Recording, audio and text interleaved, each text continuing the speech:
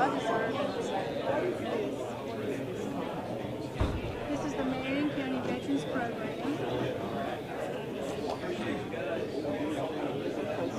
It's fun, and it's sponsored by Fayetteville and the City of Hamilton with other monetary support from Tom Bibby and Alabama Fire and Marion County. And that's in that pack. That's in the article, or maybe a couple weeks back. An article about J.O. talking. They will have a meal. Veterans Reserve first. Mr. J.O. Duke is a guest of honor and main speaker. Has a Marine Corps colored card from Veteran League. The mayor's going to talk. It's too much.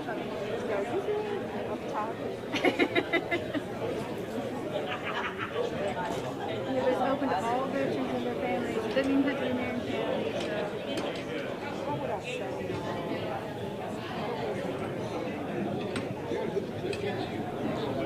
Well, the veterans deserve it. We want to recognize you and honor you. All right, everybody, we're fixing to, I'm giving you a 5-minute warning here. We're fixing to kick off here shortly. Looks like we had a pretty good turnout today, and hopefully we'll get some more in here shortly. I always like to see all the chairs filled up. A couple things to go over. Everybody has their agenda for today's events, this morning's events and everything, so you can kind of follow along. And y'all gonna be standing up and sitting down, stand up and sitting down. Okay, so just, if you can't stand up, that's fine, you can sit down. We realize that, so it's all right. A couple announcements I've been asked. One is we got Jackson Media over here. They're doing live stream on Facebook. He said if you want to watch it or rewatch it, you know, later today or a week from now, whatever. He told me once it's on the internet, it's there permanently. So, you know, you got to be careful about that. But he said you can go to go in and put in Facebook or YouTube for Marion County TV is what you need to type in with that. The newspaper asked me to mention, as many of you seen the Journal Record came out Wednesday. We had, I think that was one of the biggest turnouts we had of putting veterans' pictures in the paper. So they asked that if you want to, you can still come by, and what they'll do is they'll put it in for, save it for next year. Okay, so if you've got a veteran or any time during the year you want to put a veteran in there, just go by the newspaper and they'll get the information and give them a picture and they'll make sure it's in there.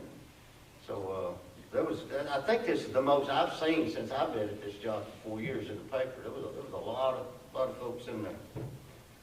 So we want to make sure that we reference the folks that helped put this on. Because we have, you know, we got Mayor Page here, representing Hamilton, City Council.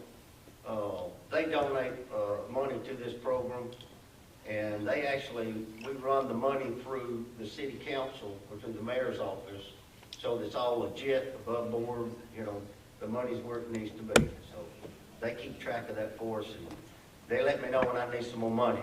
So then I got to go knocking on doors. You know. The Marion County Commission, they donate a very substantial amount of money towards this program. REA and Tom Bigby, they both donate. I wish they'd donate as much as the city and the Marion County Commission donates, and we could put more bells and whistles on this program. But, you know, we're grateful to what we're able to do with what we have. And, you know, we try to be thrifty, and I hope y'all enjoy the program that's set up. You know, Brittany's Flowers, the florist, they did all the flowers for us. It's a big one. If you ever go in there on the day before, when they're fixing to deliver, them things are spread all over the place in that little place. But they do a good job. JB's Barbecue, which is out of Red Bay now, not the one that was here in Hamilton. They moved over to Red Bay. Miss Vicki, I don't know her married name. I just knew her as Vicki Clay, because that's what I grew up with. But most of y'all know her. They provided all this for us.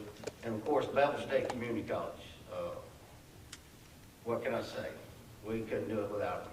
You know, I mean, look at the venue. I mean, is this not an awesome place right here? Yeah. You can't ask for a better place to put this on. Mike Avery up there, he's running our sound system and video and everything. Me and him worked a little bit through the past 3 or 4 days getting everything lined up. And he's told me that he hopes next year they're going to have this cool lighting and audio system in place. So, you know, hopefully Dr. Haygood will turn loose some money so we can get that, you know. Of course, it'll have to go out for bid, as you know. Got to keep it above board. But anyway, and also our Marines out of Bessemer are here. We're very fortunate today that their first sergeant showed up today. If y'all noticed, we were sitting around talking, kind of tweaking the little ceremony, what we're going to do. And I look, and I'm like, you weren't at my house last night. And I'm like, and I look and say, oh my God, that's the first sergeant. So they told me he might surprise visit us today. So we're thankful that the Bessemer Marines, this is the 3rd year they've supported us. And that they're really, really good bunch of Marines, and they enjoy coming down. The hospitality, we've had a few restaurants that support them. They just go in there and order what they want, and the restaurant takes care of it, you know. So we've had a lot of good support for that. So we hope we're going to have a good program for you today. As you know, things change as we go through these programs, so we may have to adjust a little bit, but that's okay. That's what Marines do. As Clint Eastwood said, remember, improvise, adapt, and overcome. We'll make it work. So in about 5 minutes, we're going to kick it off. Thank you.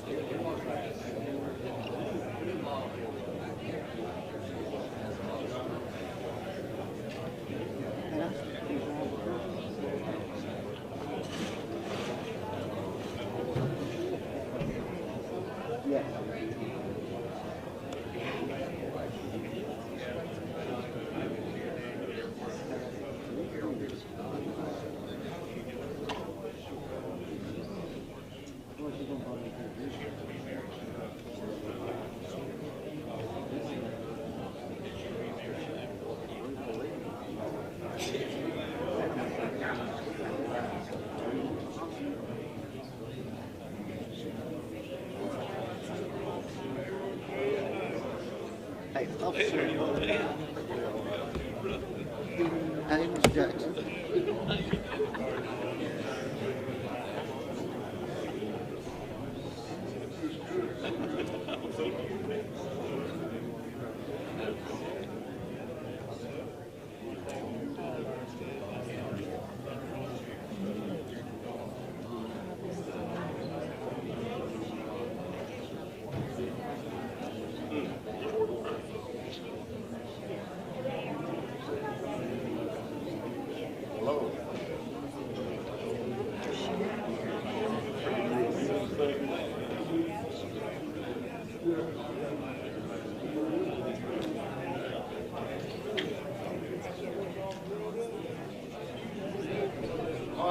gentlemen. Yeah, we got a unique situation, you know.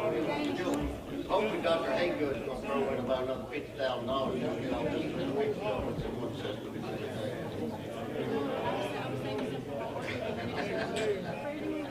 But whatever happens, don't raise the taxes, okay?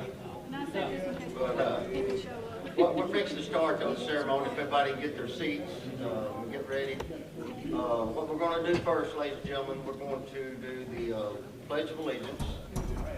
And, I'm sorry, the National Anthem and Pledge of Allegiance. But first, what we're going to do, I'd like for everyone to stand as we present the colors.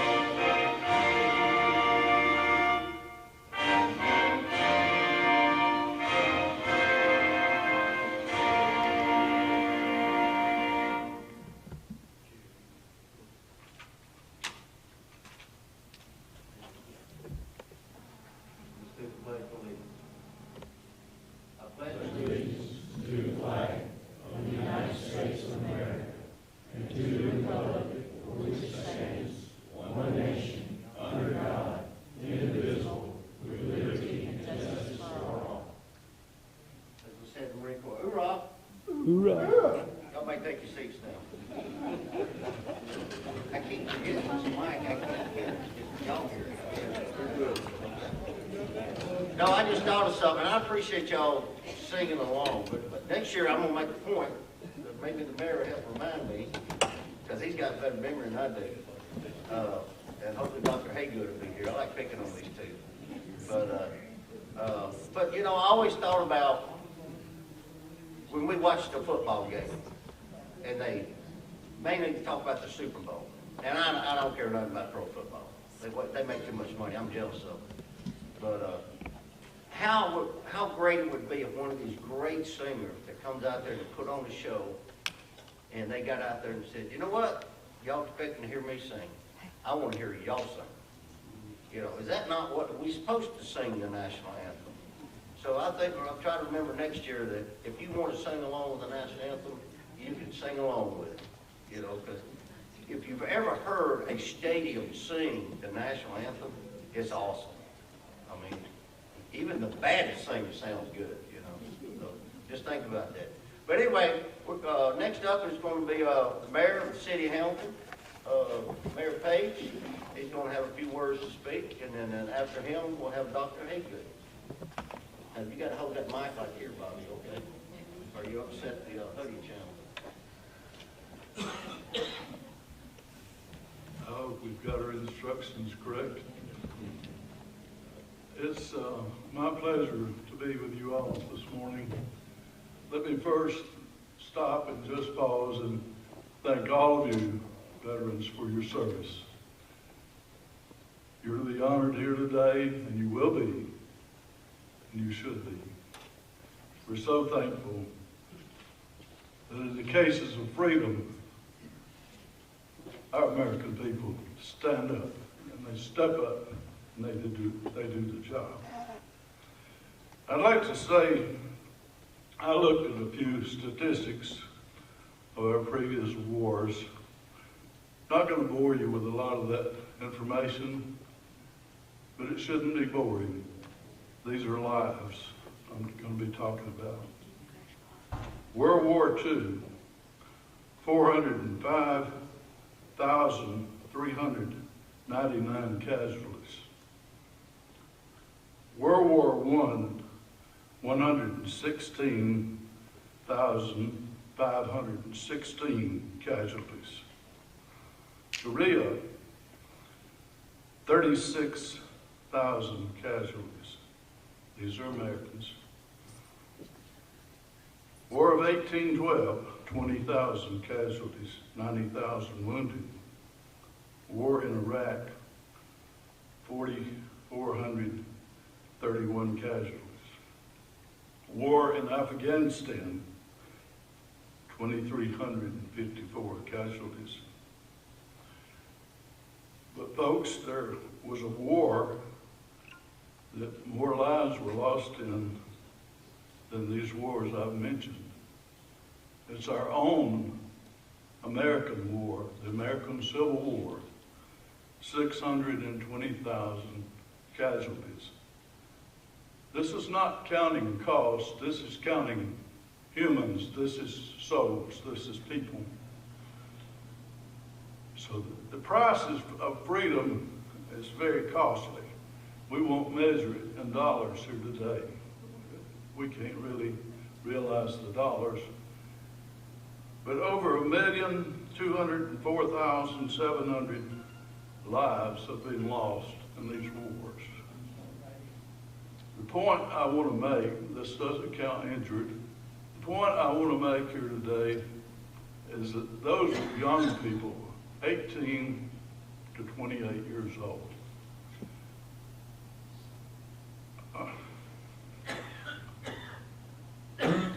what I'm trying to say is that we don't know the value of all these lives.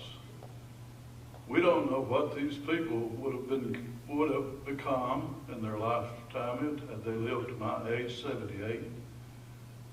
We don't know what to have expected from them. But they gave their lives for a cause that's so big, for the freedom of this nation, this great nation in which we live.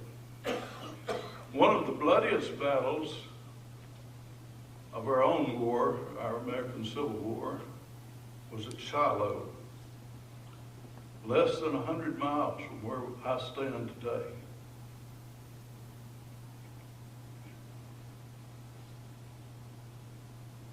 There was a small pond there in Shiloh battlefield.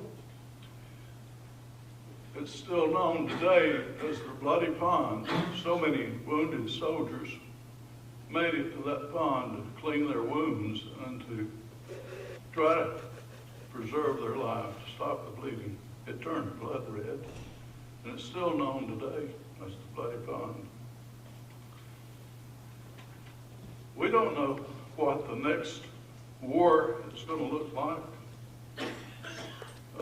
There's a lot of new weaponry, lasers, drones, smart missiles. We don't know if we'll have to sacrifice as many lives as we did when we went hand to hand and had our combat man to man, so to speak. But whatever it is, we need to remember the human element will always be in that war. When it comes to freedom, our heart is where you place your value.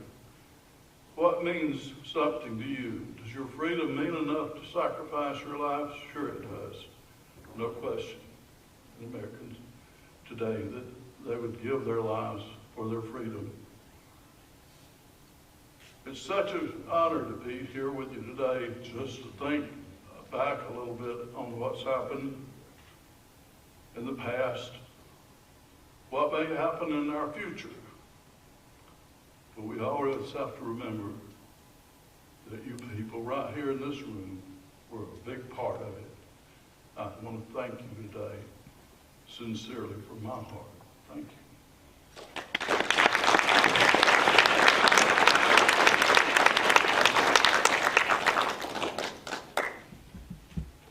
Thank you, Mayor Page. Yeah, those numbers, sometimes, like you say, people don't realize. And you think about what he said, what would the people have been? What contributions? How many presidents of the United States were killed? You just never know. It's a great sacrifice that was made. This time we want to present Dr. Haygood, President of the Bevel State Community College Program here in Alabama. And I can't say enough about it. He does a lot for us. Dr. Haygood.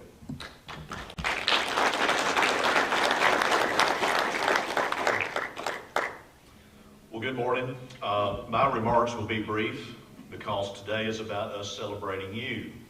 And I want to make sure that we get on with the program. But first off, I want to welcome you to the Hamilton campus of Bevel State Community College. It's an honor for me to be here with you today and to serve as your president, and an honor to be a part of this occasion as we celebrate our community's veterans.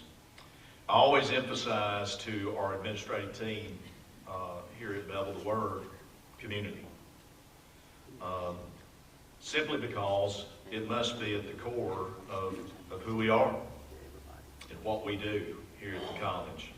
So we are your community college. Marlon said earlier he appreciated so much us allowing you to be here at this venue today. Of course, we want you to be here at this venue. So don't ever worry about that, Marlon, or hesitate. We love events like this and having our community here on our campus. So, and I don't think anything really adheres to our mission of our college more than serving and assisting our veterans. So, you know, what veterans have given our country, just to reiterate a couple of things that Mayor Page said, of course, what our veterans have given our country, I think, is beyond our scope to fully repay. We owe you a huge debt of gratitude. So all the veterans in the room today, please stand at this time.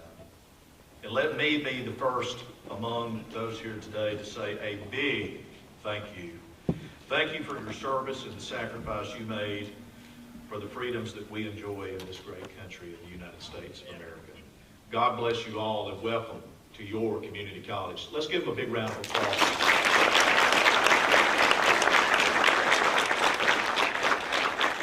Thank you so much. Thank you, Marlon. Thank you, Dr. Haygood. Now, at this time, kind of got off, I keep thinking I'm talking into that.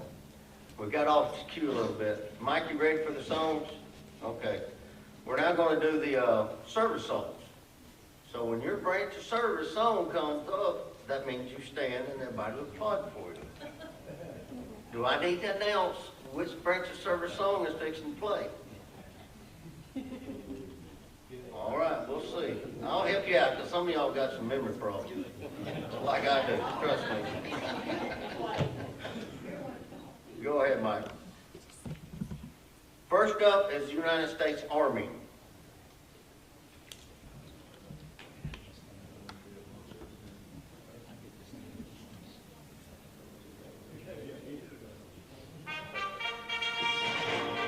United States Army, please stand. Give them a round of applause, ladies and gentlemen.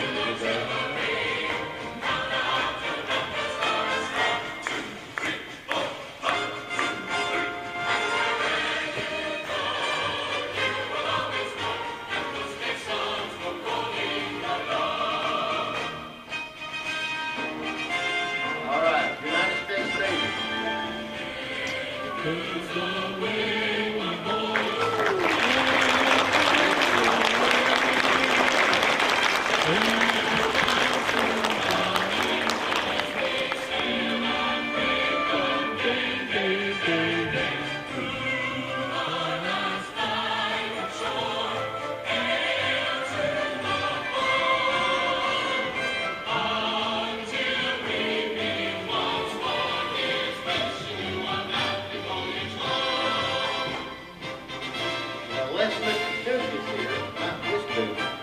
Coast Guard.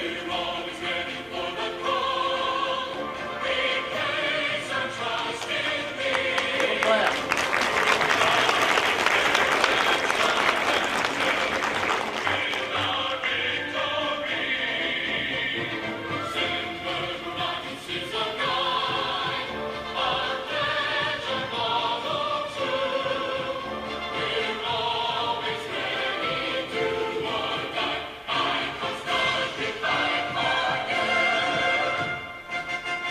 United States Air Force.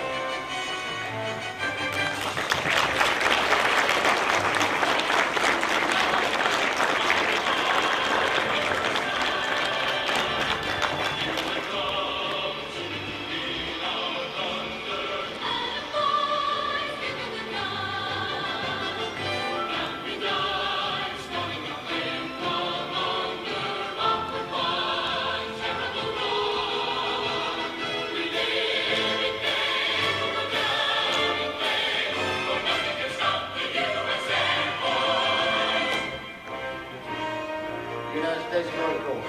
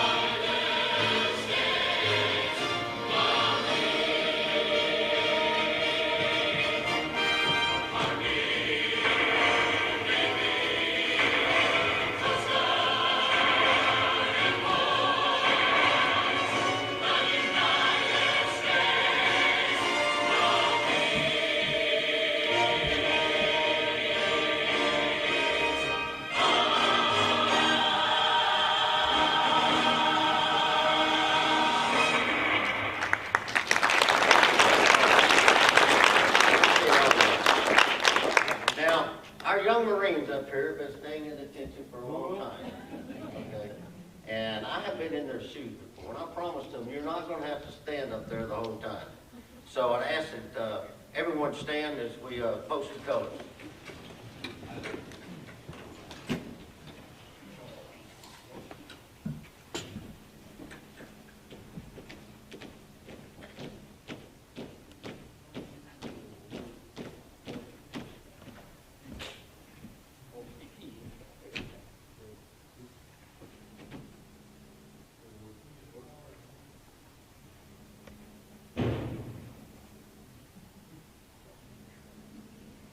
All right, y'all can be seated. All right, up next is our guest speaker today, Sergeant Major J.O. Duke. Everybody knows from Hamilton, these surrounding counties, who J.O. Duke is. To say he's a character, that's an understatement. Okay. Now remember, Sergeant Major, okay, when I do this, that means you've been talking too long, okay? I'm sure I am. All right. Remember, you gotta hold this mic up here, okay? Don't hold it up here, hold it right here,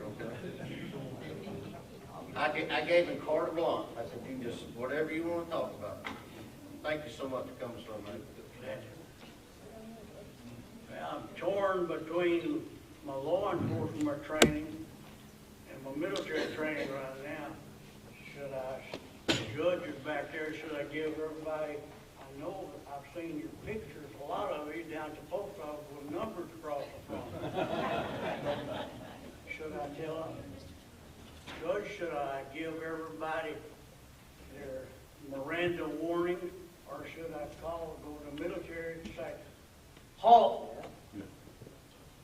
Sergeant of the Guard, disturbance at post number 1, advance and be recognized. But I'm going to tell you about a few things that make it brief that you've never heard before. But this is some of the things that I brought for you to look at. That's the very first gun display that I ever did in Birmingham. It's my young son. I worked for the Fairfield Police Department for 4 years. I was in Jefferson County Sheriff's Department for 31 years. So, I've never been in law enforcement. 35 years with it recognized by the state. But I was in the military a few days, 43 years. I was real privileged to go to 30 different countries.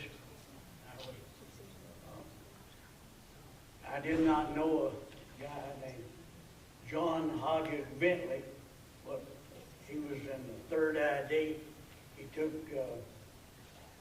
I always tell everybody, he took all the emergency plays. We were on the same team, but I was over in Stuttgart, Germany, and he was down along the border. But anyway, what I was going to tell you about my law enforcement thing. One day, I was in all the demonstrations. I've been spit at. Had urine thrown at me in bottles. I've been hit with rocks. Nothing that I've not had to endure. I was within 45 minutes of the bombing of the big hotel there in Birmingham. Got there so quick that nitrogen almost knocked my head off. But I was there in all the demonstrations. Anyway, one day, Dr. Martin Luther King, Ralph Abernathy, and White T. Walker, they came down to the 16th Street Baptist Church, and they were going to demonstrate, going to go up to City Hall and protest the poll tax, which was just $1.50. So he got there and he said, well, Dr. King, you've got to get a permit from Birmingham. That's a white man's law. I said, don't worry about it. So they marched down to City Hall. And he made their speech and all that. So Birmingham arrested him for parading without a permit. Well, they let him sign a $500 bond. Well, then so come time for his trial in City Hall. Well, he didn't show up. But there's some $1 million lawyers from New York did show up. And they tried him in absentia. And then, so they found him guilty. So they already had the appeal, so they billed him over to the court, to the Jefferson County Circuit Court. I was there. But he had them same fancy lawyers from New York there. So they found him guilty. Well, they already had their appeal, so they had appealed it straight to the Supreme Court of the United States. The Supreme Court issued a writ of certiorari, and they heard it. So they uphold the constitutionality of the Birmingham ordinance, said it didn't cost anything. All it was to give the city an opportunity to say, just test, where are you going? When are you going to go?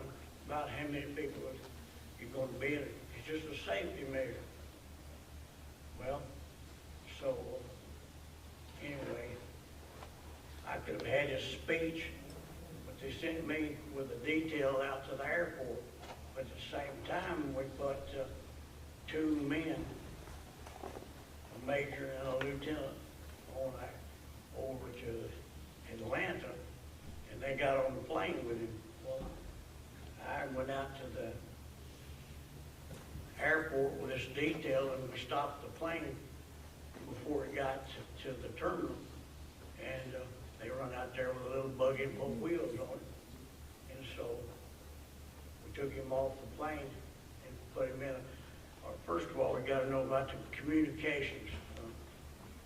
Every reporter, every newspaper, well, most citizens had scanners. So we didn't do anything on the radio. We did, but we didn't. We didn't talk. We used it by clicks.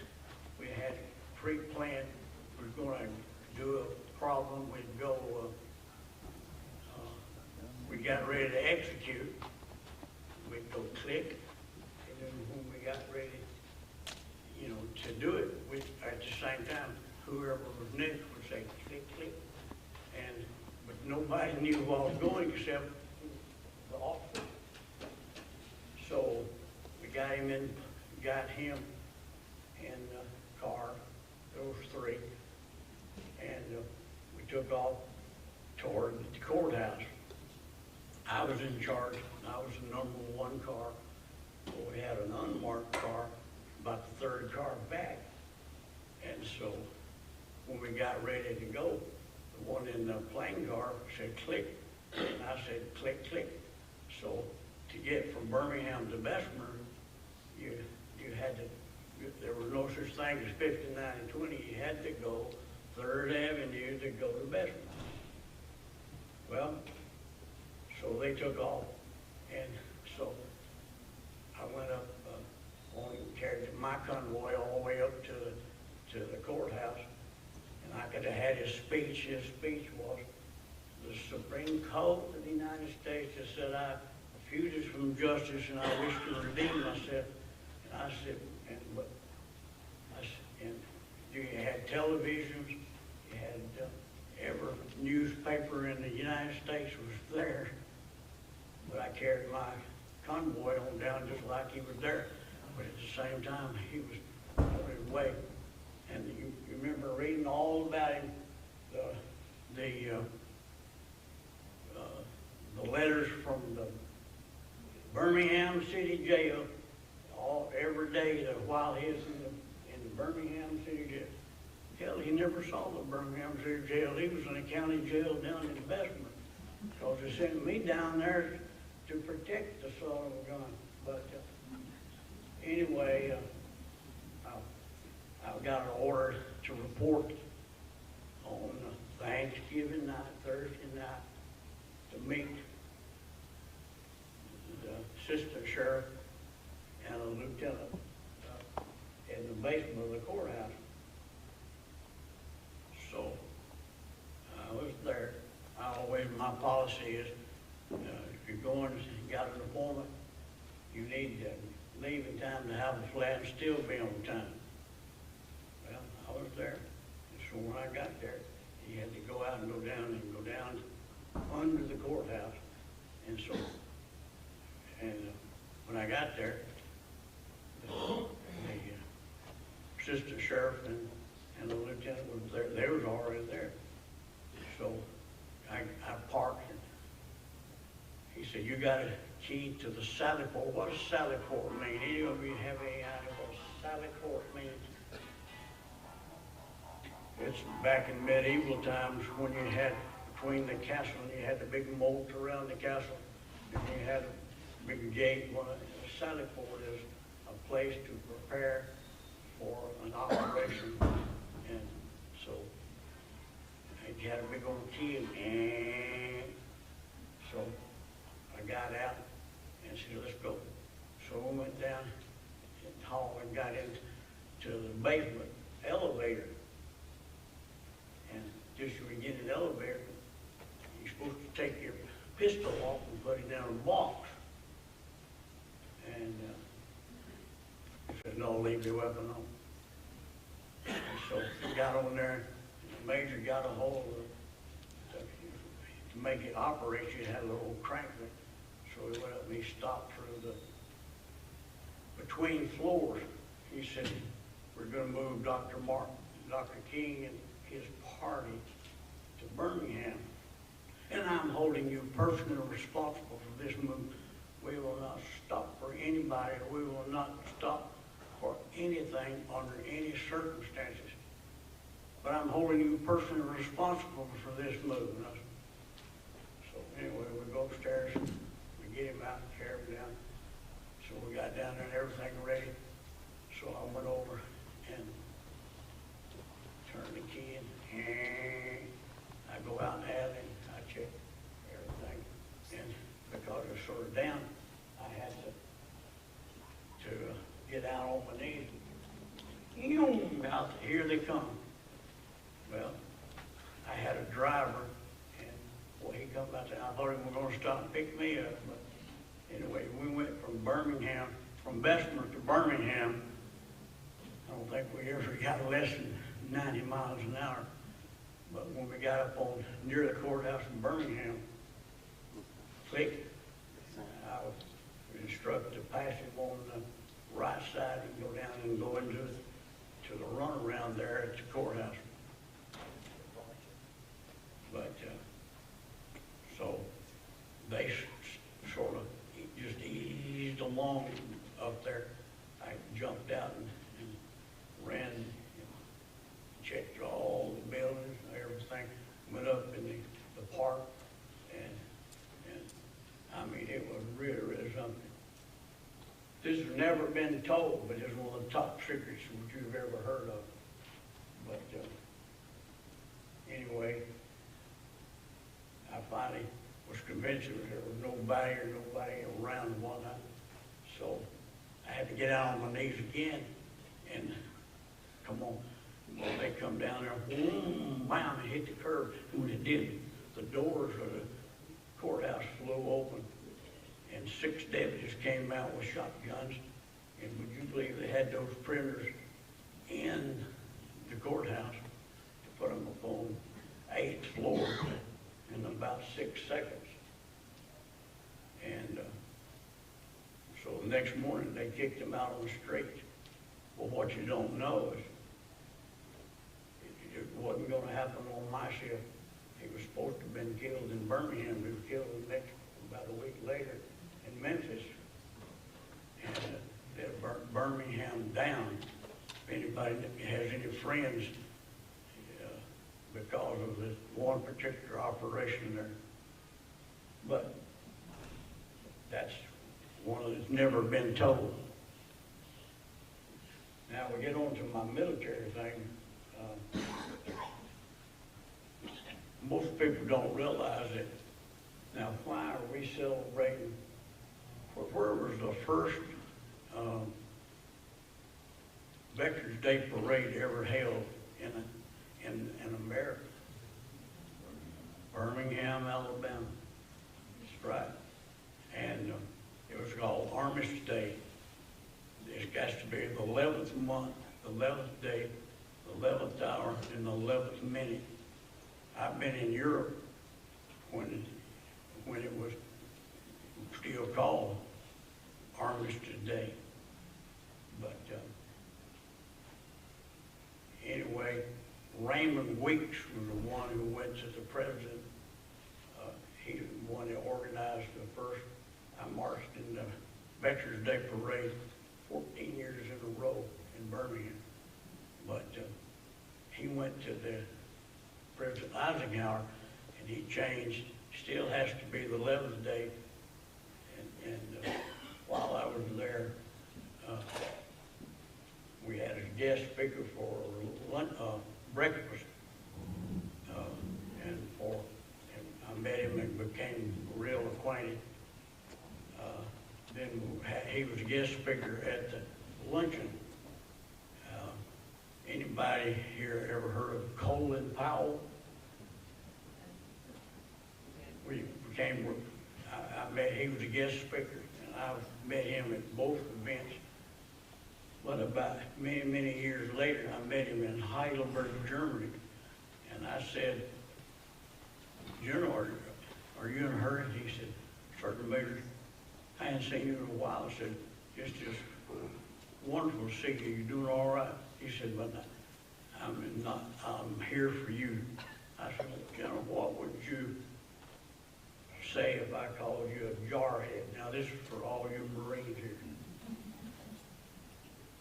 And I called old Marion a jarhead one time, and it just, excuse my French, but it just pissed him off. But anyway, he said, Sergeant Major, I know where you're coming from.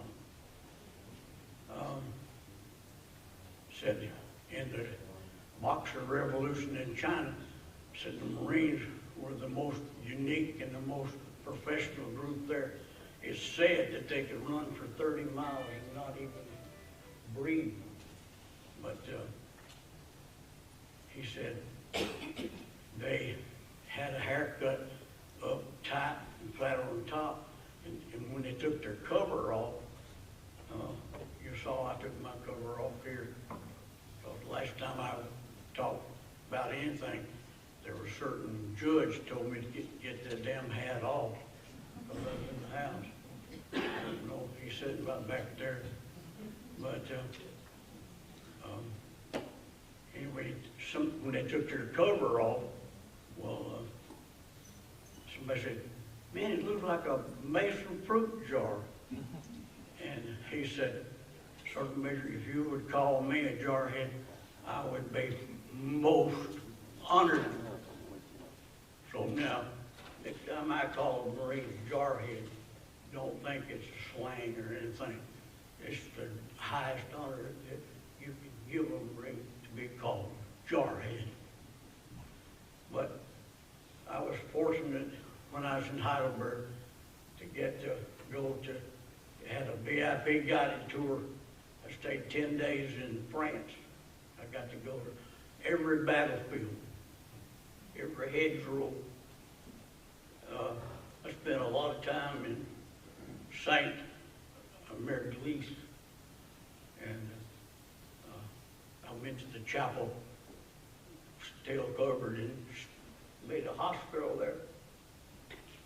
And still stained with blood of American soldiers. I know you see it on television, the band of brothers and everything, but it's and the man that's hanging on a staple, still hanging there. The only difference is, in the real battle, he was hanging on the other side of the church. But fortunately, I've been to 30 different countries. A boy from Hamilton, Alabama, and everybody talking about wanting to, he don't know what the hell he's talking about, but I've got document proof of it right up here. If you want to see it, it's here. And so I'd like to recognize a few of my friends. There's my judge back there, West Point graduate. I think the world of him. Would you just stand up and wave your hand? I think the world of him.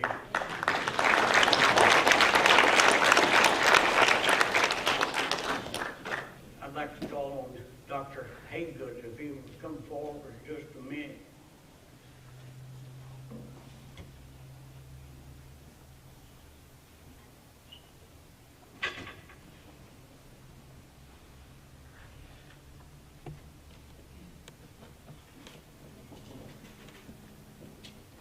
I've spoken in about 10 different states and whatnot. Recently I spoke to at Redstone Arsenal, and in fact Judge Bentley brought some people over to get me to come down there one time, and so I spoke at the Von Braun Center. I carried this. This is the most sought after document of World War II. It's a Christmas card. It was a member of the 101 drew the logo of the 101 and in a little building. Then he put it manual typewriter. But this, and I said, I brought you something, Jim. You did.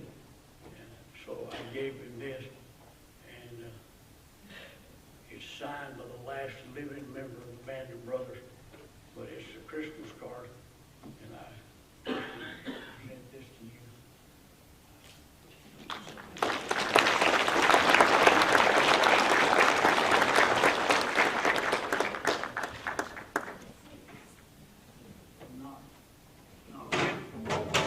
Not really sure where you're gonna put this, but I was the military mayor of all places, Egypt.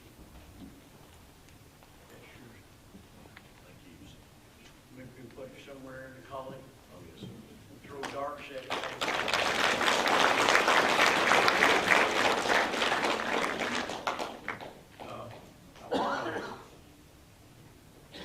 You ain't wiggled your ears yet. There you go, that's right there. All right, but do you have anybody from the Tom Bickerby Electric here? Or you have? Nope. Huh? Do you have anybody from the county commission? Yes, I do. I believe Mr. Cochran's in the house, is he not? Could you come forward, please? And I got the Marion County Sheriff, Sheriff is here too. Is the sheriff here? Yes, he is. Well, I hate like heck to tell on him, but I will in just a minute.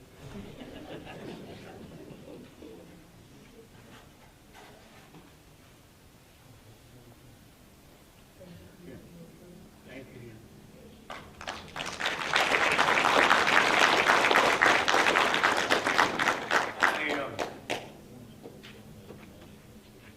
Most of you don't know this, but I'll tell off on Kevin.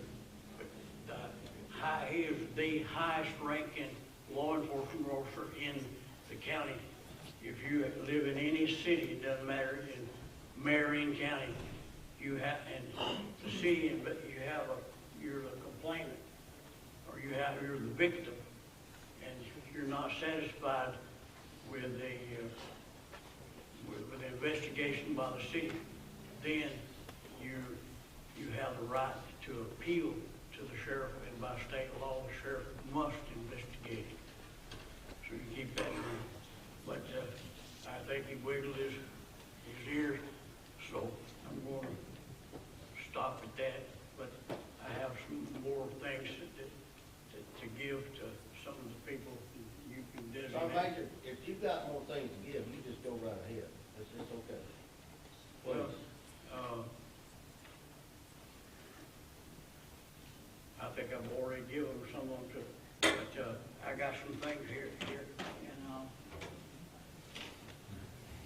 we'll share with. I want to tell you about, some of you ladies, and I know that I've given some of these cards to some of the ladies, and as Christians, we're committed to the principles of drinking, stealing, cheating, and lying. I bet I've given 100 to women, and the first thing they'd do is throw them down on the floor and walk off. But anybody would like to get one of these things, it has a lesson of its own. Drinking of the abundance of the love of God's creation, stealing every opportunity to help our fellow man, cheating Satan out of any chance of influence over our family, friends, and loved ones, and lying down each night and thanking the Lord for his grace. And if you'd like to have one of these, I'll be glad to give you one. That's awesome, Sir Major. God bless you, my friend.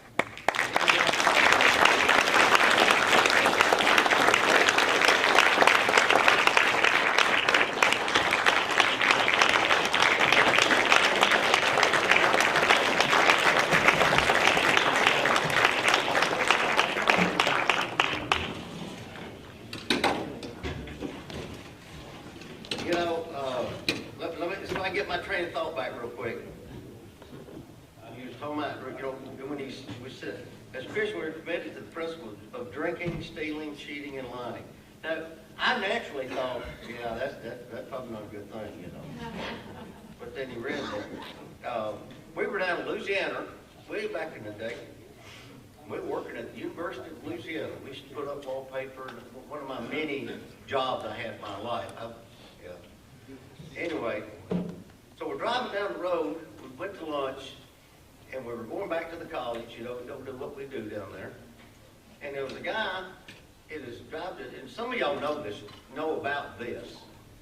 And we're driving down, we got behind a pickup truck, and the guy had a 5-gallon bucket on his toolbox. And of course, we naturally like, dude, we need to pull up beside that guy and tell him, hey, you got a bucket on there. And so we finally called up with him at a red light and rolled down the window and said, hey, buddy, your bucket's over there. He said, no, that's my prayer bucket. What's your name? I put a prayer in my bucket. You just never know. It's deceiving. And I thought, what an awesome testimony. You know, the prayer bucket, you know. Because he did the bucket because somebody cared. Somebody took a moment to say something. So anyway, before I get emotional here, y'all know me, I got my mama's tender heart, I can't help it. So now we're going to have recognition of how many people know, let me see a show of hands, how many people in here know Bunk Hughes? Let me see some of y'all know him. Was he not a damn character? Oh my God. That dude, he's like me. He had so many jobs in life, did so many things, but you know, he was a fellow, let me tell you. But anyway, we're going to recognize, oh my goodness. Michaela, go out there on that table. I think my daytimer's out there on the thing. Bring it to me, baby. Bunk Hughes was in Korea. And Bunk Hughes won a Bronze Star.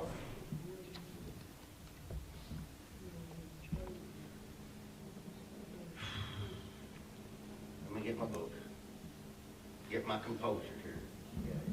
That's why I don't wear my Marine uniform, because, you know, Marines are not supposed to cry in their dress blues, you know, so I'm not going to wear mine. Oh, it'd be hard for me to get in, you know, trust me. I ate too many of my own ribs. Let's see on the paper. So anyway, Bunk Hughes won a Bronze Star back in Korea for about a 2-day evolution. It's really a little shorter if you look at the hours, okay? Now, don't ask me where I got this information from, just go with me here. So when you write up a Bronze Star or Silver Star or any of these awards, these officers know more about it, you know, like the judge over there. You know, he was an officer, so he probably wrote some of these up. But one of the first pages, it says, describe enemy conditions, the morale, proximity of fire, observation, casualties, and actions. What the enemy was doing and what they did as a result of that. So in this battle, which was less than 48 hours, but it was 2 days, the enemy's morale was good. The proximity was close combat, hand-to-hand fighting. The fire that was used against the friendlies, which was us, the U.S. guys, oh, by the way, it was Army, okay? The Marines wasn't there to help save y'all, but so the Army guys took credit for all this. Artillery, mortars, small arms, automatic fires, and grenades. Observation, excellent. Casualties, keep on. Estimated 150 KIA, 325 wounded. Action, hostile forces were attacking, attempting to seize a valuable friendly held position. Now when it comes to the Army, morale was excellent. We had 24 wounded and 2 KIA. Mission, the friendly forces had the mission to defend a friendly held position. So what we want to do is, I try to do this every year and look at someone that's, you know, served in combat, and though they didn't get a Medal of Honor, they got something to recognize. In this particular battle, there were 10 Bronze Stars awarded in this campaign. And Corporal Hughes got one of them. So at this time, I'm going to ask former Marine, Corporal Jeremy Booth, who is also a sheriff deputy, or our fine county, Marion County. He's gonna come up and read the citation. And I ask you all to stand while we read the citation.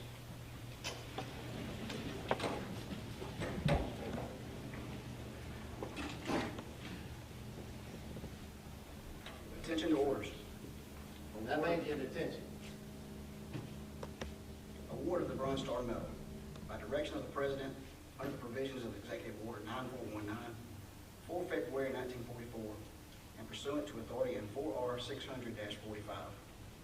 The Bronze Star Medal with letter V device for heroic achievement in connection with military operations against an enemy of the United States is awarded to Corporal Robert H. Hughes.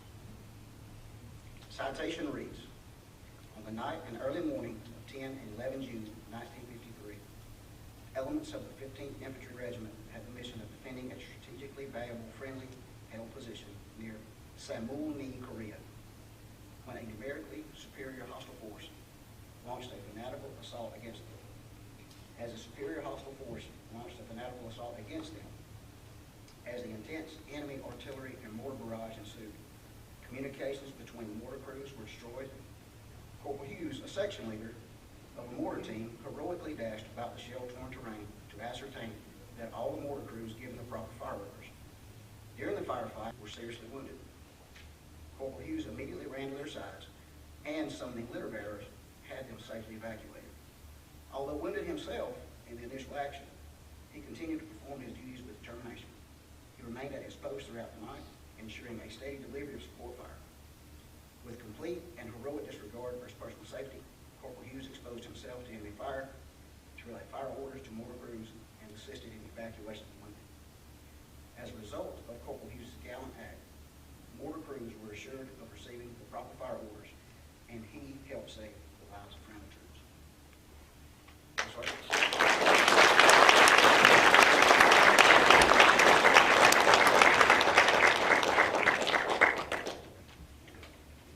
All right, y'all may be seated. May be seated. Now I'm going to ask Corporal Hughes' family to please stand. Now we're going to give you a round of applause. There you go.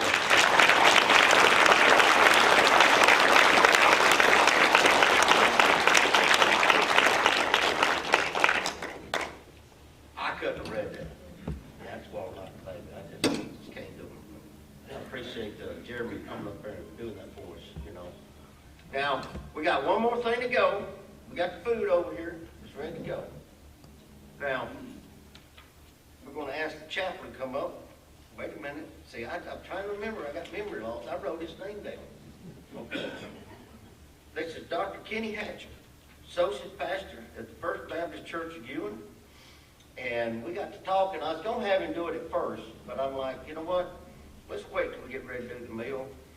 Not only is he going to talk a few minutes, but he's fixing to do a mission that's near and dear to my heart as a veteran. It's PTSD, which many of y'all in here have.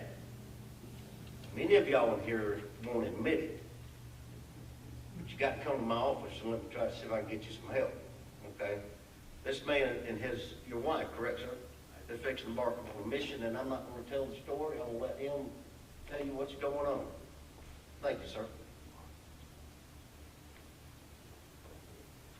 For 51 years, I have been a pastor. 48 years of those, I was in law enforcement chaplain, still am. Because of that experience, I was asked to help write a curriculum for soldiers and their families. We are, as Marlon said, my wife and I, probably the first week in January, we will be going to Tel Aviv, and I will be doing the assessment for the Israel Trauma Healing Project. One of the people that's involved there has 3 of his children that are in the IDF. All of them were called back up after October 7th of last year. Helped write the curriculum. Vets, listen, I know that you have stories that you have never told. And I have lost track of how many funerals I have conducted over the years for veterans. can I just say to you, every time one of you leaves this world, you take a wealth of information and memories and things that we all need to know. Share that with someone while you can. We have partnered with the Seal Forever Foundation, and we will be bringing this same PTSD help to military members and their families that will be brought back to the United States. And I solicit your prayers. My wife among those, y'all know they're shooting a rocket or two over there at the moment, and my wife asked me if we were going to be safe in Israel. And I told her, I said, you know, before we came to Ewan, Alabama, we were in Selma for 14 years. So, yeah, Israel's going to be okay. We will be all right. But I appreciate your prayers. Just know that there are people, Marlon, among those that want to help you, if you will let them. PTSD in Israel right now is running over 30% of their soldiers. Every week I get messages from Tel Aviv of another soldier that has come out, spent 2 weeks out of the military, and committed suicide. Y'all, it's a problem. It's a real problem. And I want to keep you around because I appreciate your service. Let's pray together and bless this meal. Father, I'm thankful for each veteran in this room. Some volunteered. Some were drafted. But each and every one of them served. And I thank you for their service to protect my freedoms. God, I pray that you would bless them, that you would bless their families, that you would direct their steps in all that they do. Thank you for this time to gather together, and we give thanks for the food that we're about to receive. Bless it in Jesus' name. Amen. Amen.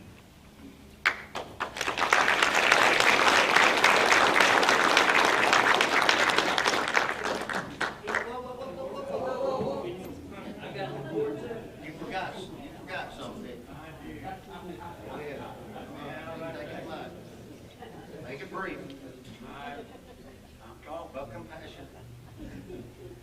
I want to tell you about this darn Marlin. This is the only time that I've been dictated about what I could say and what I could not say. And he put it on me, you would not believe. He said, you say anything you want to, but don't you cuss. I said, well, there's not a thing I could possibly say that they've not heard a million times. But he said, you cannot bring a weapon of any kind. You can't bring no hand grenades. You can't bring no explosives. You can't bring anything that even looks like a gun. And I was going to bring a machine gun to protect myself. But he said that in Bevel State is a weapon-free college, and he will not allow anything that looks like a gun. I don't even have a pocket knife in my pocket.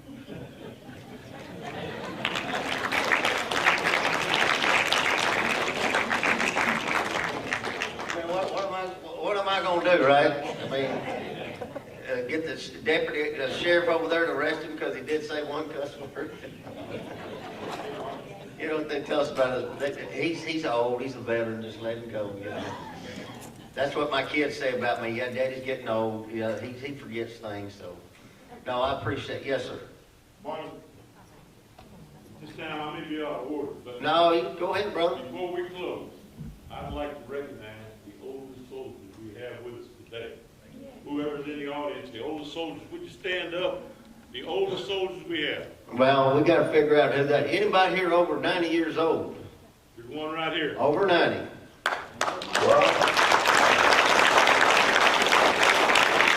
That's Mr. Ron, and that's Mr. Charlie Hamilton there. Yeah. That's our two oldest vets. God bless y'all. Stand up, give them a clap. I got one over here. Okay. What's his name? Frank Inman. So we got three of them. Oh, we got Mr. Herschel back there.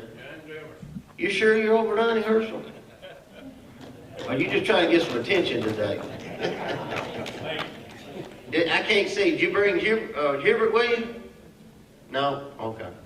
All right. But anyway. Well, listen. We've had the prayer. We have the food set up over here. So, veterans, spouses, everybody here can eat, okay? It's not just for veterans. We got plenty of food, trust me. And please eat this food. We got to-go plates. You know how much barbecue I had to eat last year when I took home? So please, we got a bigger crowd, so y'all just go ahead, help yourself. We'll do this to about, give us about maybe 45 minutes, an hour eat. Then we'll do the closing ceremony. We'll have, bring the Marines back on.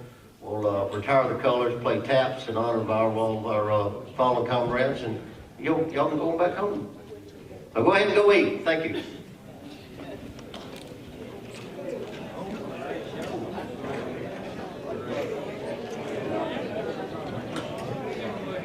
Oh, one other thing, Mike, go ahead and be mainly where it's going.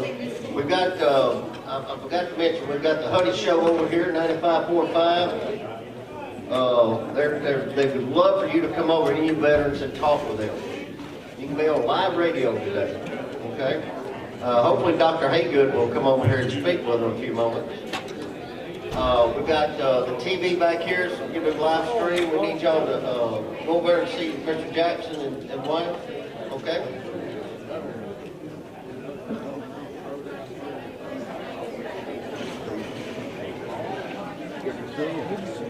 It's good to be seen. How you doing? Doing okay? I didn't know we were back in Appleton.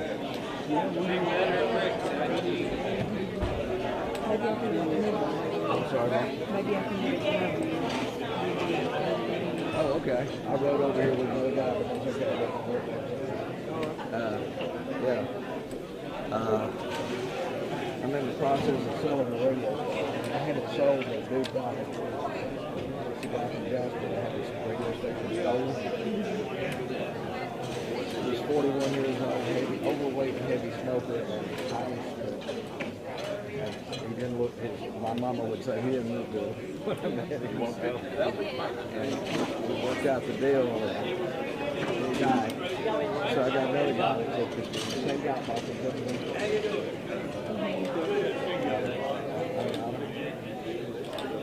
back in the morning. You're wet. Anyway, I don't know if he's gonna buy it or not. He had a price and he had counter offered with a lower price, and I didn't say yes. I just said, I'm not going to give it away. It makes money. It's just, I'm 78 years old.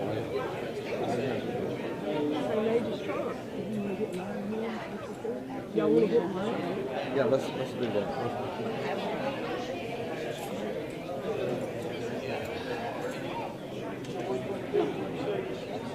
I don't know, I went down to the lease there's tabs that lived down there and expected to. Didn't find any going on all of it. Well, no.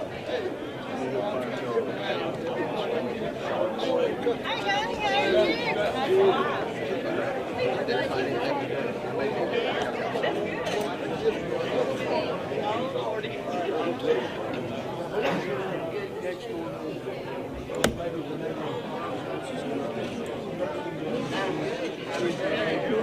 They'll never sing it. They're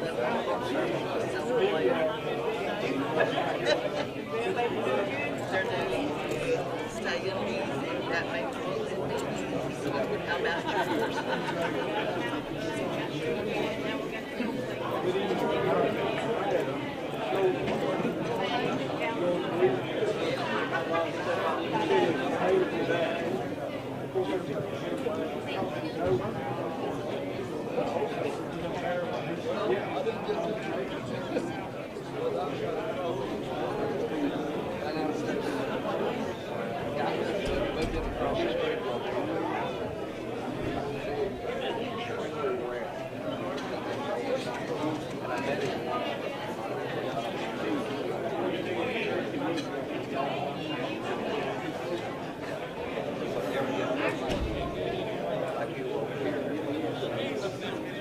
Let me see.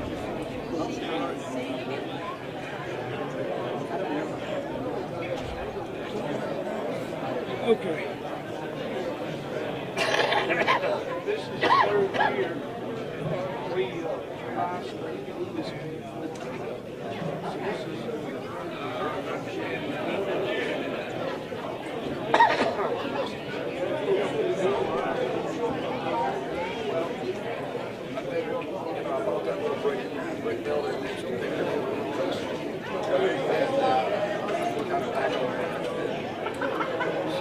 That's the way I know I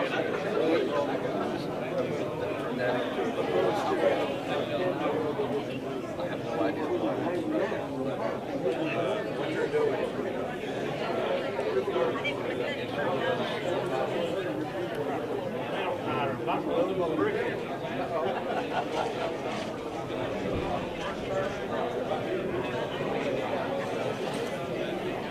I saw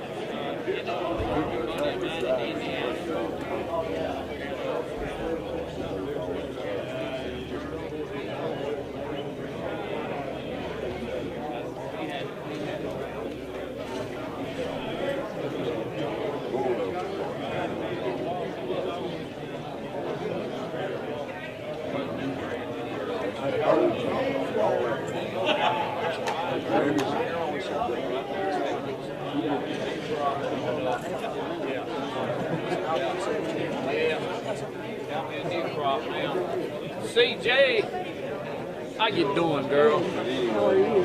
Fine. Good to see you. Yeah, it's been a while. It's been a while. How the boys? Good. How's your kids? We have our struggles. Still the same old, some of it. We just raising grandkids, Cindy. Hey, I like them better anyway. I got a 5-year-old. You know? How you doing? Good for y'all.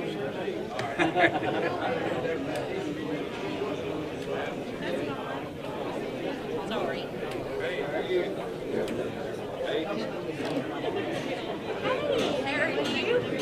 I'm all right. I ain't seen you forever.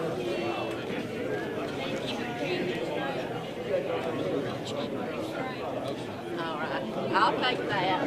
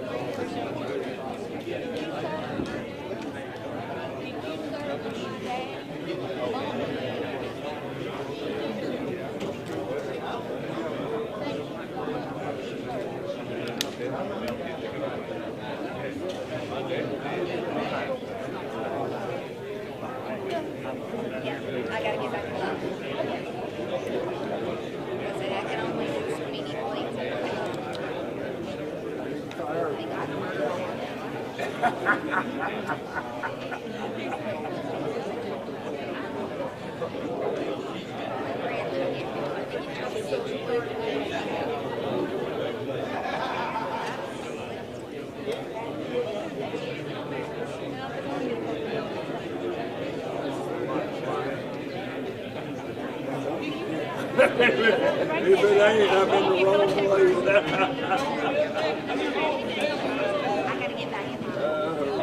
I've been known to get in the wrong place.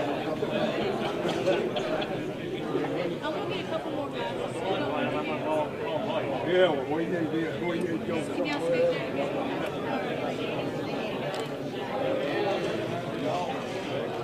You know, that's why I got out and looked at it, so when I saw the line, here I am.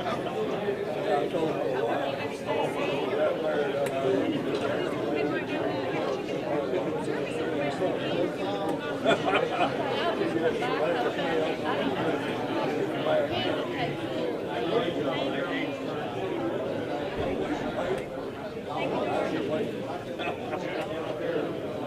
how are you? I'm good. How are you?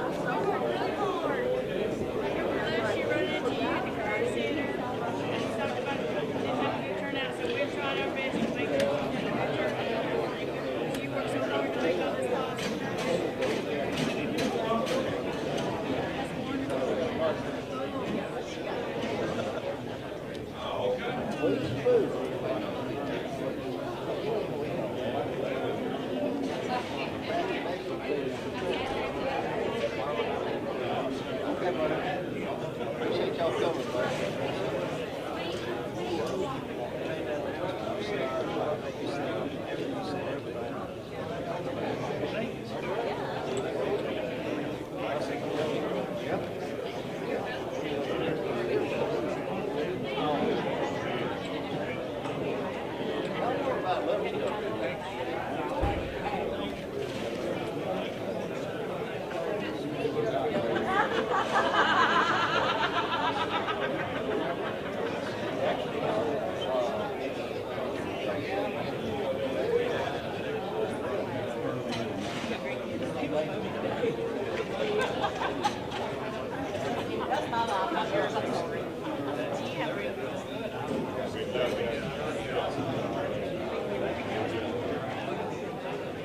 You're gonna be a camera person today, but You look the same as 20 years ago. we're gonna have to put you up to it. Yeah, yes, 20 years ago.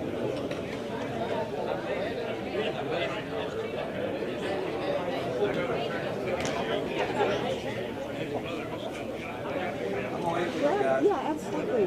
Harold, grab that, pull that chair. Let me grab that chair.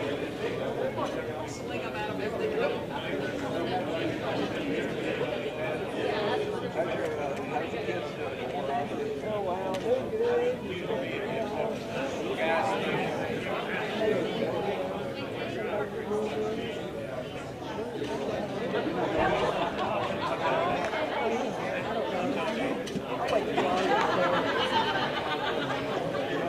They're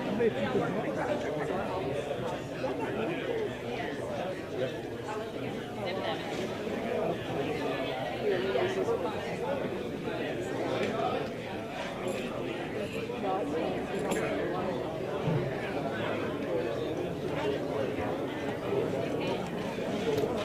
went for the $6,000 hearing aid, and I thought I had to go do my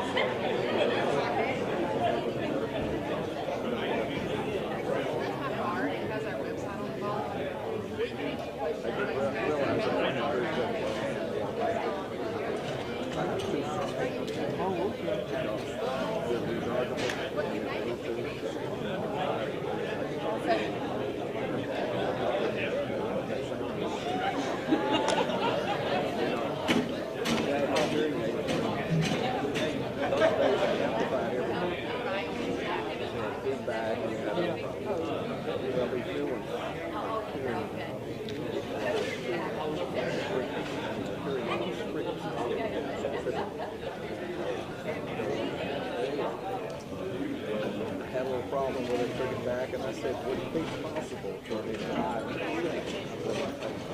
She said, no, but I can get you another stuff. And since they're rechargeable, I got two little chargeable. So I've always got carriers. I don't need to worry about changing. I'll be able to switch my stuff. No use. But anyway, in talking to the two, let me get you in the system. You've got PTSD. And I said, no, I agree. So we argued about it. In fact, I even accused the guy of working on commission. At least the moment system. He still brings that up. He's still just trying to push this program. But anyway, I get a check every month. I'm 90% disabled. I got the car tax to go with it. What's yours?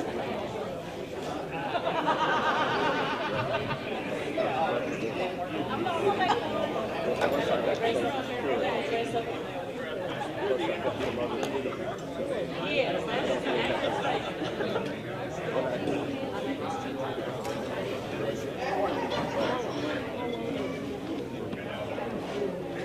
This is in 6 months. I didn't think the last thing the guy said, he got the first video. He said, Carol, you need to book. Well, I get a FaceTime interview with a psychiatrist in New York. I think that was his t-shirt. The contract. The last thing he said was, I can't see it. I can't see the computer. I've got 75 inch, when I do video editing, I hire people to get it done. And anyway, I just sat back and did. I recommend it. But my plan is to, the technology is basically stories. One story at a time. And share it, turn it into while I got a book.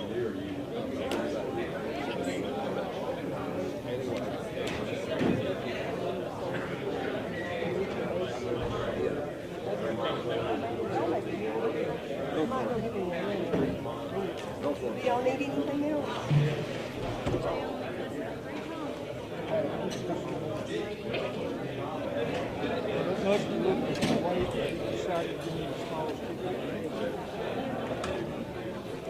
I'll do it.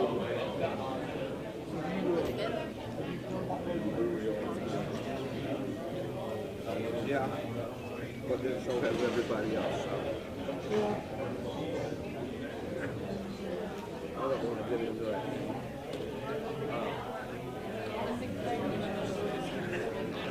But one of the things that I did on this whole trip, I was constantly at the museum, military museum. I've been to the one short bin, which is really the USA Today, great stuff. That's the museum.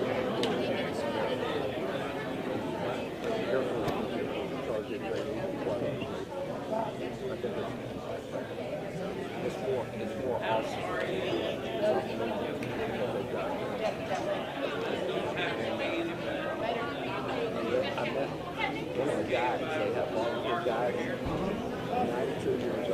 sharp as a tack.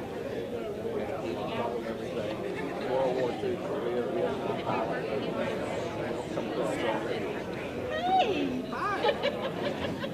How are you doing? I'm doing the best I can with what I got. You're over here, so I want to come say hi and get a hold of you. How you doing? I know we haven't seen each other forever. Well, don't lie, so.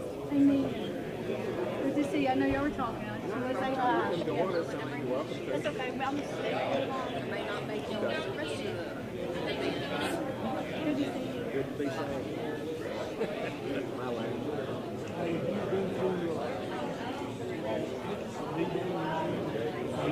Yes. Don't want to have a big too at all. This is Navy world's largest collection of other airplanes. Navy, I better care what they look like. But anyway. That's what I expect. The guy sitting there is the man sergeant Navy.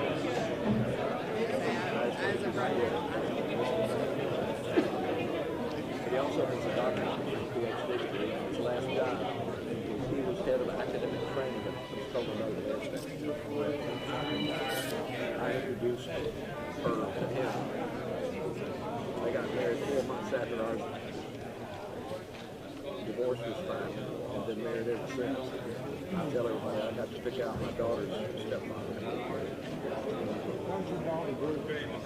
She's doing great. She got laid off from Turner. Working for Cisco before that.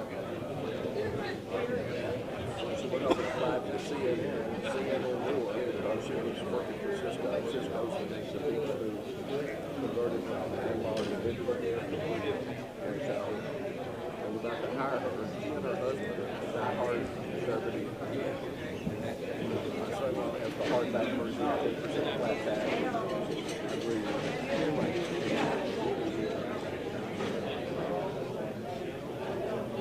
My daughter normally has a great sense of humor, and I told her, I said, if you get married, I mean, if CNN hired you, it would be okay if we told everybody you moved to Vegas and I had to call her. She didn't laugh. My son-in-law laughed. I'll be back with you, Mickey. Okay, well, I gotta get started.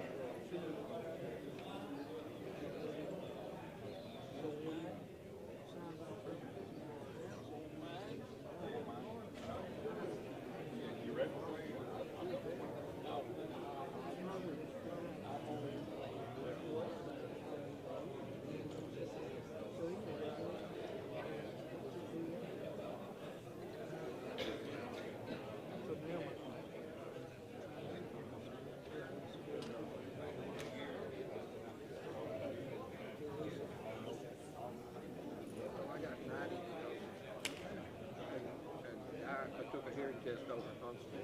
And the guy says, how are your tinnitus? I said, we did that 3 times. He said, are you saying tinnitus? And I said, it's pronounced tinnitus. I said, not where I'm from. Yeah, scale of 1 to 10, how bad is it? I didn't say anything. He said, 10 is suicidal. I still said 9. I said 6. I said, yeah. Back injury, which happened in a car wreck when I was a teenager. Seatbelt, but no shoulder harness. I was paralyzed from the waist down for over a week. I got better, but then it kept coming back and biting me in the foot everywhere when I started flying, unpressurized airplanes. But anyway, I don't lie, but I was married once, so when she said, what caused your back injury? All I said was, well, the helicopter crashes didn't help me. That's all I said. And so, and here, those 3 things. I mean, the PTSD, I'm sorry. Tinnitus, or I'll call it tinnitus too. Those 3 things add up to 90%. Like I said, didn't ask for it. Didn't really need it or want it, but I got it, so what the heck. So you think about doing documentary? Yeah, I did once, got $5 million for it.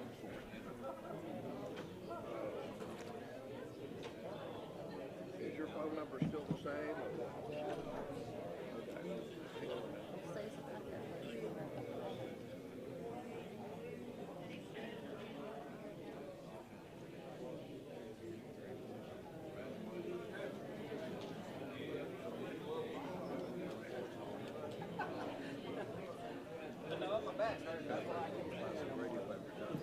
That's a good thing. I'm ready to sell that radio station. All of a sudden, people want to buy everything.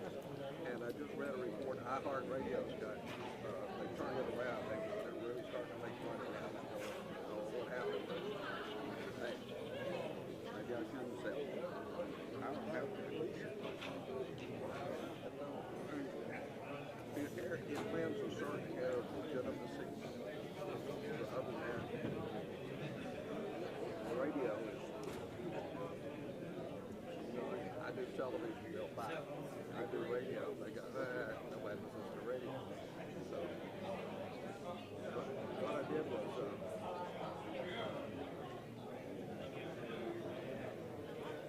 I ran out of play. Sorry, I did a video.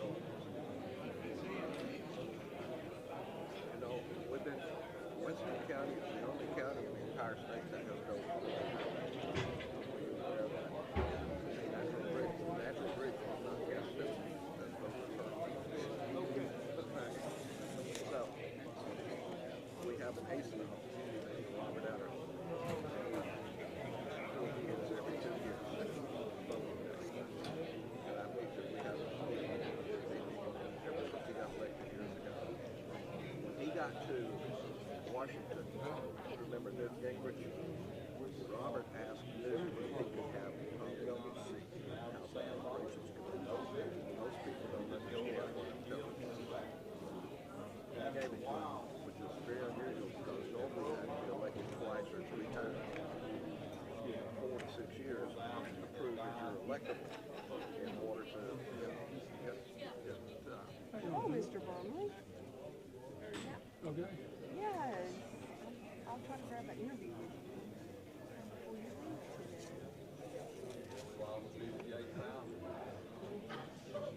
I haven't got a whole lot to say. You recognize this man? He's a pilot. No? He's a pilot. You're a pilot. Well, I say now I have been a pilot. Have you quit flying? Well, no, I can still fly, but I don't fly with students anymore. They're too dangerous to fly with. I wanted to ask you, connected with Hamilton Airport? Well, No? yeah, I told the fellow day I've been hanging out there since We 1963. were told that Petroleum Helicopters Incorporated, PHI, had come is going to locate here.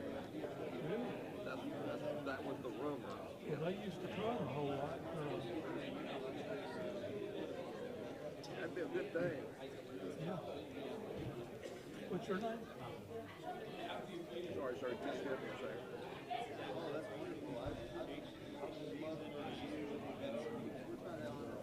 I'm Harold Bearden, B-E-A-R-D-E-N. I'm from Hagerville. Oh, Kelly Bromley. What's the last name? Bromley.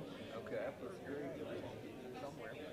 I'm an ex-Army helicopter pilot and ex-Air Force pilot. I got 2 sets of wings. I still don't know why.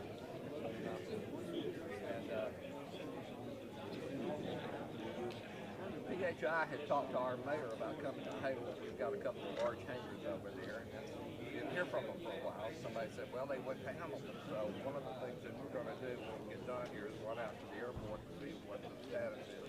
And that's fine because we've got somebody else to come to Hamilton. They had a big hangar fire down in Jasper. Was this the TV station or newspaper? I didn't know anything about it either. I think we on my cards, but one of these two has my VFW information.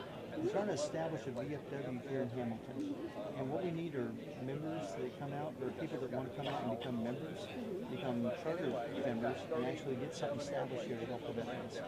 And, if you know anybody, we're trying to make sure the veteran community here is taken care of. Hey, just to let y'all know that when we get through here in a little bit after just a week, we'd like to start each year. Somebody brought it up, and I said, that's a great idea. Get a picture of all the veterans, so when the ceremony's over, it'll be over by noon, I promise you. We'd like for y'all to hang around just long enough on the back wall here and take a picture of all the veterans this year, okay? So hopefully y'all don't get too anxious and decide y'all gotta leave. Y'all can hang out just a little bit longer. All right, thank you.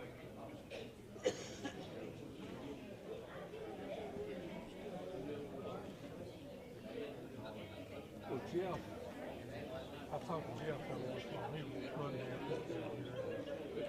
Last time I saw him, he didn't say anything about it. Well, they may not have. I understand they were having a problem with the Blue Shield. Everybody does. I haven't even talked to them all. This is all three, second, third generation. But, I'd like to see them give airbags competition. What they use, the story I heard was they use Eurocopters on 2 things, and their IM. Oh, yeah. And Eurocopters down in Starkville, is that where? They're laid down. I understand Columbus, Mississippi. Well, that's Starkville, yeah. Between Columbus and Starkville. They do the same thing that Airbus does. They don't really build them there. They just build them. They make Europe. There's no plan to build cars. They'll build Mercedes. They assemble. So, but I don't know how many times I've been to venues where they call airbags and they go, it's cloudy. I think that would be a big plus. And I still think about those guys that were still up at the show. They were at 2 o'clock in the morning out airbagging during a search. Somebody was missing. That's not what they're supposed to be doing. They're doing power to kill them. That's several years ago. But the biggest problem is people can't follow.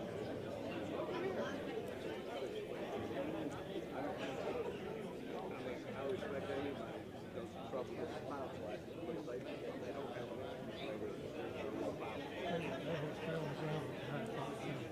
Yeah.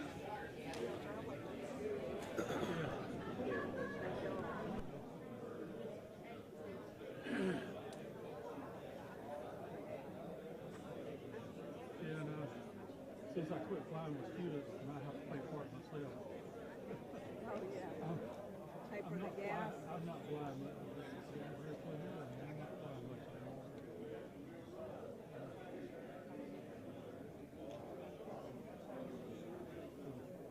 Yeah, my concept of flying anymore is sitting in the back of the plane and ordering a drink or something. Hey, how old is he? I'm sorry, what? I'm gay. One more time. Oh, yeah. 78.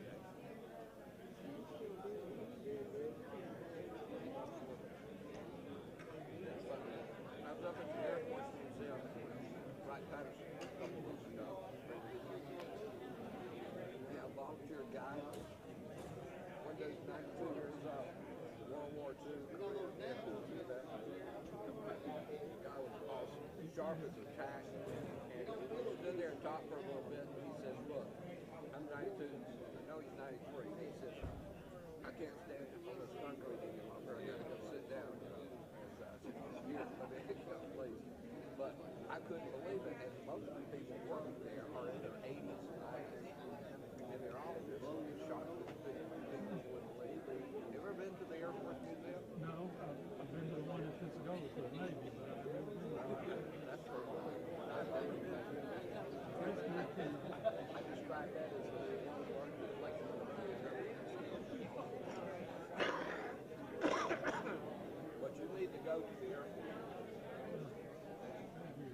Wow. You bet.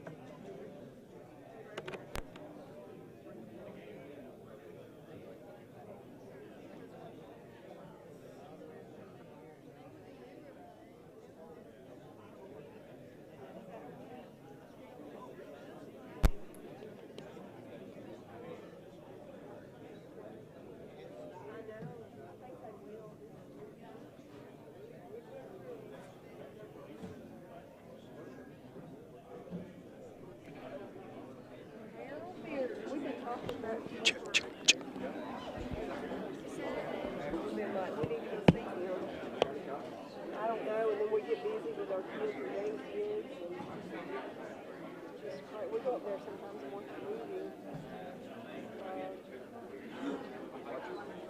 At the theater. Yeah, we like to go up there to that old theater. It's in and out, yeah, I know. I don't know, but it's really neat. We take our grandkids up there sometimes and watch the movie, and then one night we had date night. I like it because you can just go pop it in and out.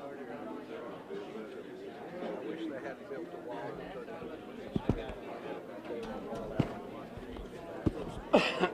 Hold that and let me get the camera on.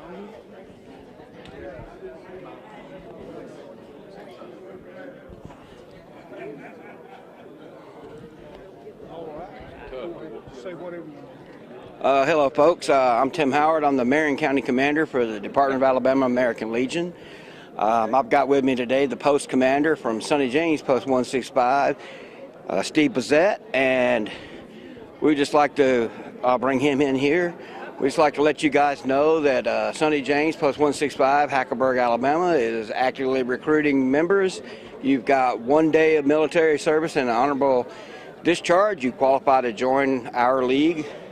You can contact myself, Tim Howard, 205-570-2309, or contact our post commander, Steve Bazette.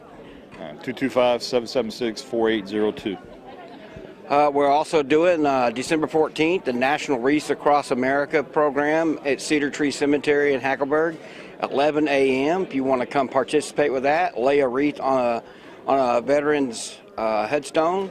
If you want to purchase one, also contact me. They're $17. You can, any veteran you want, buy a wreath for, or buy one for your veteran, and I'll get those ordered. We've got to the end of the month to get those in. As the Marion County Commander, we have 5 posts in Marion County. We have 1 post in Brilliant, post in Bear Creek, post in Hackleburg. We have a post in Winfield.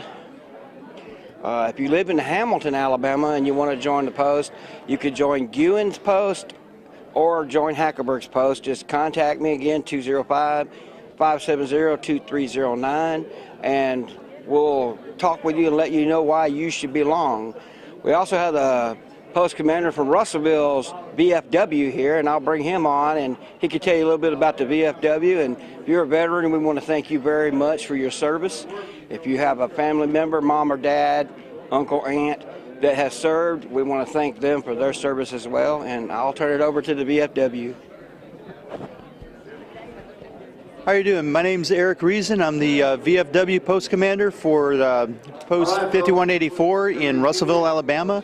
We're also trying to establish a post here in Hamilton, so if you are a veteran of a foreign war, please come out and support and come out and join. Our post is located in Franklin County at the old library, and we'd love for you to be a member. If you haven't been a member, we'll sponsor your first year's membership if you qualify. All you have to do is qualify as 30 days of service in a combat zone, all right, and an honorable discharge from the Army or whatever branch you're in. All right, thank you very much. We'll kick off here in about 10 minutes. And ask the veterans, please do not leave. Let's get our photograph, okay?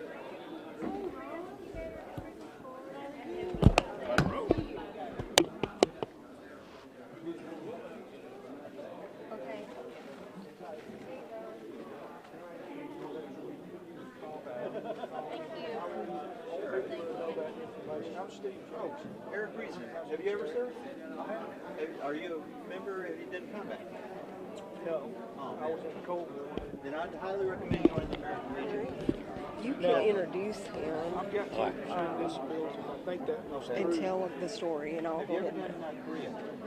I think go back to you. Whoa. No, you can't go back. I need to go to war. Are we ready? Yes, my name's George David Peoples, and I'm introducing my best friend Steve Hughes when we was growing up. Hadn't seen him in how many years? It's been a while. 30-something. And his daddy was recognized today on a Bond Star. in the Korean War, right? Yes. I did not, as long as I knew Bun Hughes, I did not know he was in the military. What branch was your dad in? He was in the infantry. Army. And what year was that?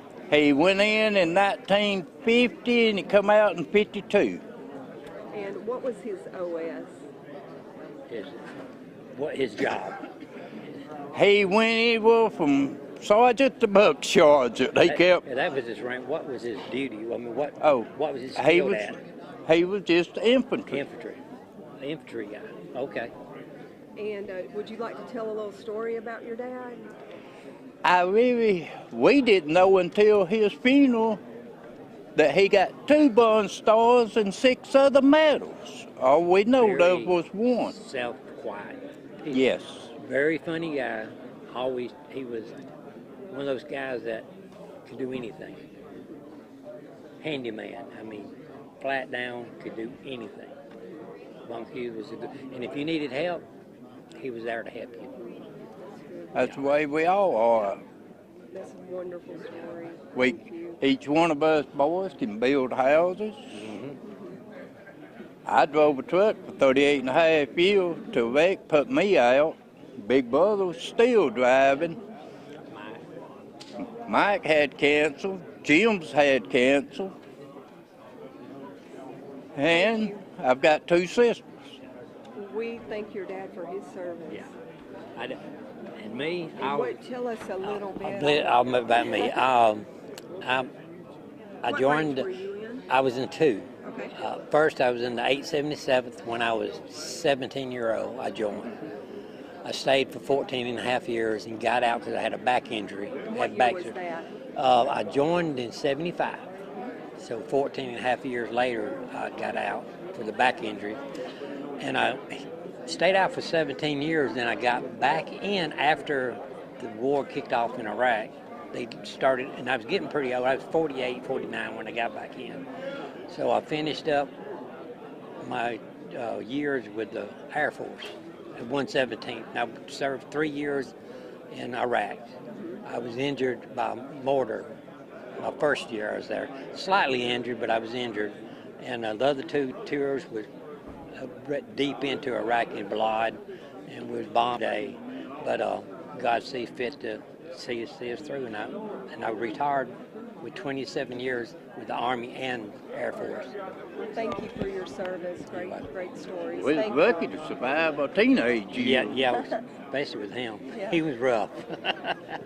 Well, He that's was so rough. nice that we can come here today and Yes, it is. do this. All right, thank you. Y'all Thank have y'all. a good. Thank y'all Good so to see you, much. good day. I was telling people. Yeah, I'll get down there and start getting it. What's that? Can I ask you some questions on TV? On the Oh, television? yes, ma'am. All right. Just tell us your name and what branch you served in. Name is Norm Tilburg. Served in the United States Air Force for 23 years. Retired as a master sergeant, first sergeant, in 1983. Out of the 23 years I was in the Air Force, 19 of those years were remote. So I pretty well covered the world. I've been I joined forces. I joined forces with the Koreans. I've been joined forces with the Chinese and Taiwan. Joined forces in the Middle East with the Iranian forces, Saudis. Joint forces with the Navy back when they was trying to do some experiments on the USS Ticonderoga. So, like I said, What was your job?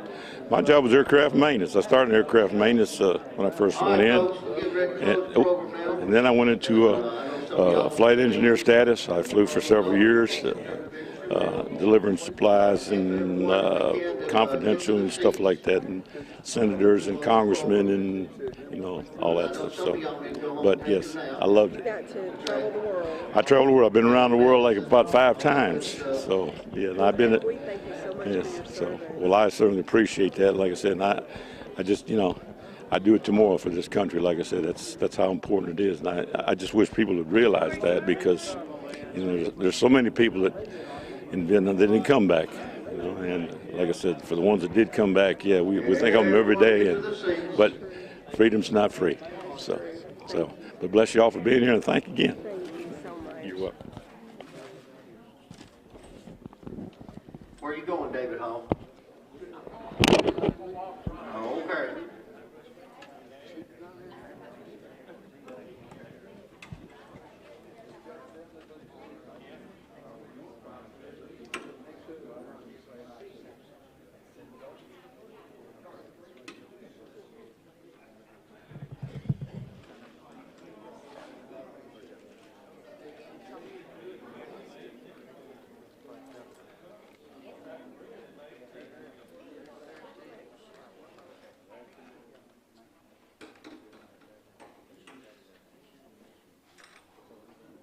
If Mr. Duke was here, I'd have him come up and tell you a joke, but it might not be appropriate. So, but he's a good guy. Yeah, trust me. All right, so at this time, I asked for what we're going to do is we're going to have the Marines come back. We got to retire the colors officially, and we're also going to play taps in honor of all of our fallen comrades over the years. So at this time, everybody be quiet. Everybody stand.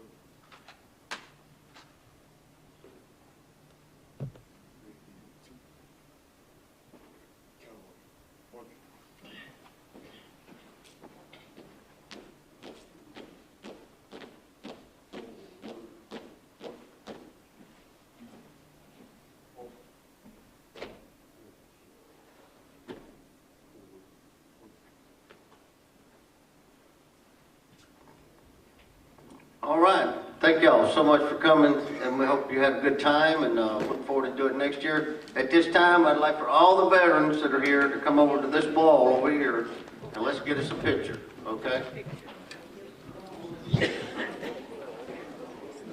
All veterans, against that wall. Put your hands against it and spread your legs, yeah.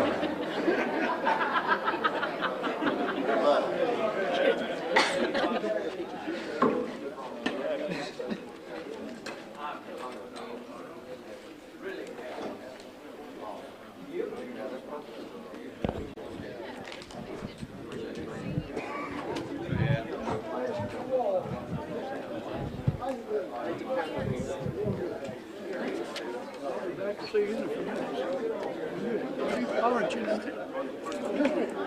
Before you leave, Joe,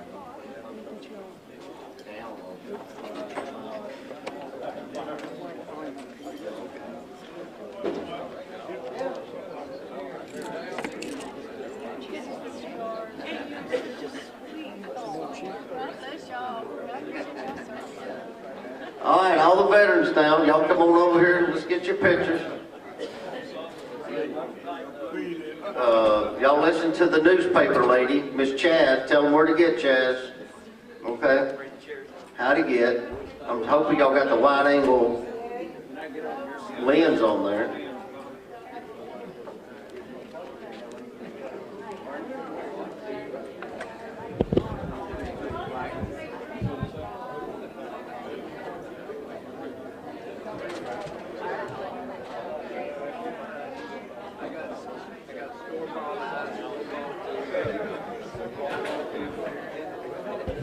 Okay, somebody get in the chairs now. Sit down in the chairs. Let's go.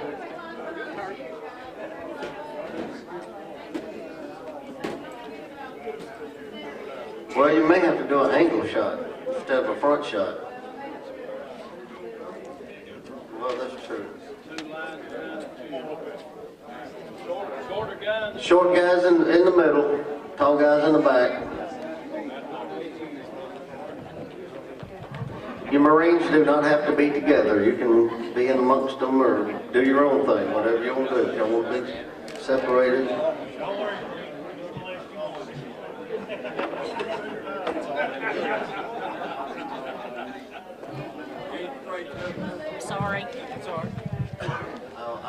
once I get them, they're situated.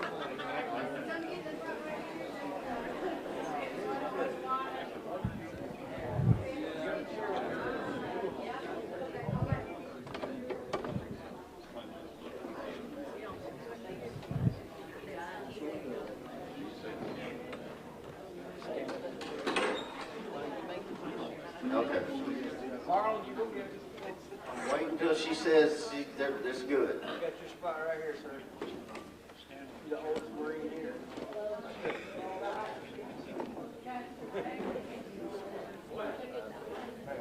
Look around you. You want to make sure we see your whole head. You can see me. You got to move to the left or to the right.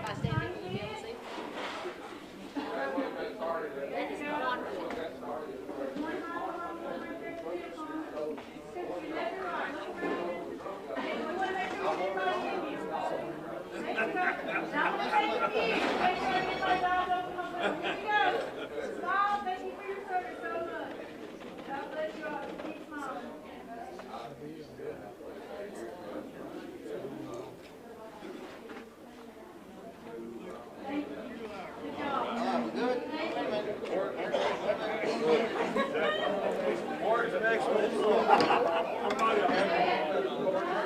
Hey, I forgot to mention about the flowers. You can't